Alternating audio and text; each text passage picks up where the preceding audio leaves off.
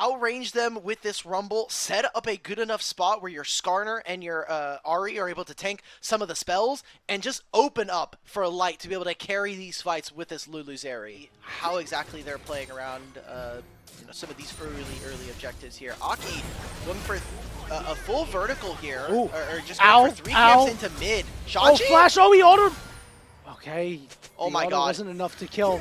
But Flame Spitter's up, up, though. Gonna be up the Flame Spitter. He's chasing him down. Taser, taser, taser! Oh, Shanji. Wow. Just able to get away. Tien gets an early peek. He's trying to make a move onto Doinby. No flash available.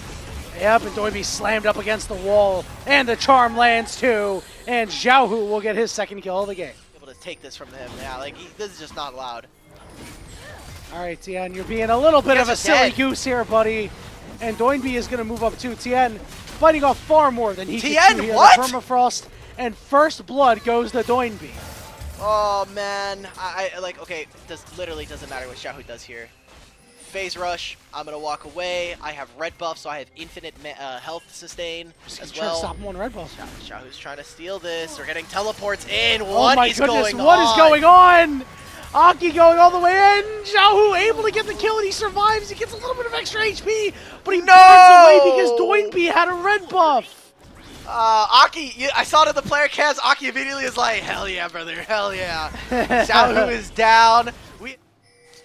And we'll kind of see how this ends up kind of affecting the rest of the map, as Doinby hitting level 6 Xiaohu hitting level 6 first, I think is a really big breakpoint for them. Him taking this last wave on bottom lane as Jinx and then moving into mid, taking back control. Doinby's probably going to be holding on bot lane after they make this rotation.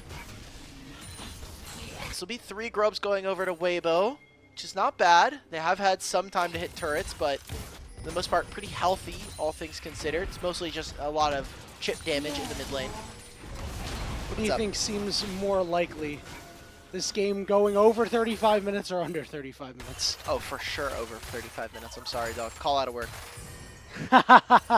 I can't. I'm the only supervisor in the office after a certain point, so I gotta be there. It's okay. I don't mind that point. I don't really care. You know, if I cared that much, I wouldn't have signed up to do this, man. You know? As well, so it is easier for Weibo to kind of peel for their team, but on the opposite side, I think NIP have a much easier job of doing this.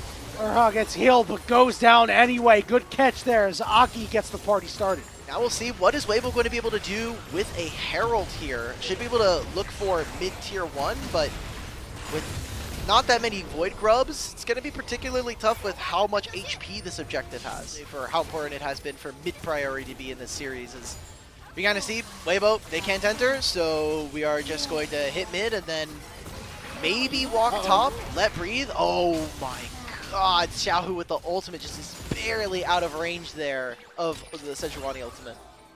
NIP very well to understand that things are okay. Shanji TP's behind, breathe, trying to get that push in, and maybe got a little bit too greedy. He is going to drop the equalizer onto Shanji and is now overheated, so turning around, but the public execution comes through. PP God shows up, puts him in the bounce house, and then Shanji puts him in the dirt.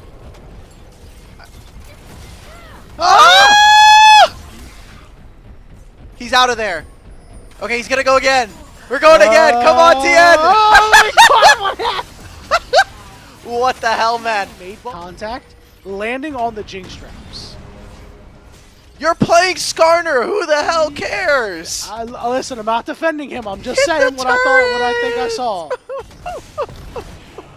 Yes, bro. Why did we go for the Rift Herald if we were going to do that? Has a pretty massive individual lead over his counterpart with now an Infinity Edge finished in comparison to the Yuntal plus Runons from Light. Xiaohu is about to have a fully stacked Rod of Ages and a Leandri's. Entire job is get into the back line, blow up Leave, blow up Doinby, and make it so that NIP have no chance here to succeed. All right, we're going to get the party started on Aki here, using that Impale, knocking him up too. He turns around for the stump, but it doesn't matter. Light gets that kill as Xiaohu takes Leave really, really low.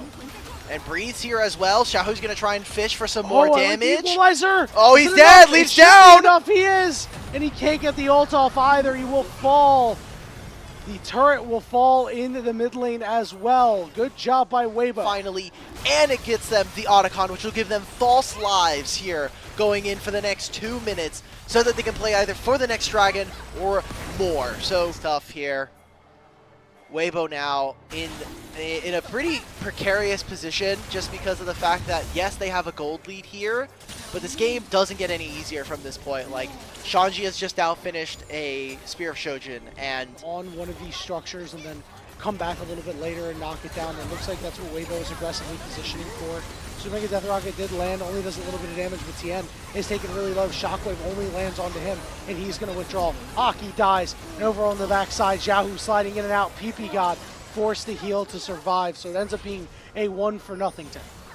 And Otacon doesn't even give Jinx her reset, so that's a pretty big power spike going up against them.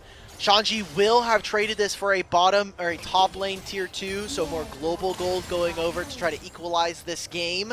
For all NIP to us, Xiaohu is going to be the one trying to play goalkeeper and keep them away.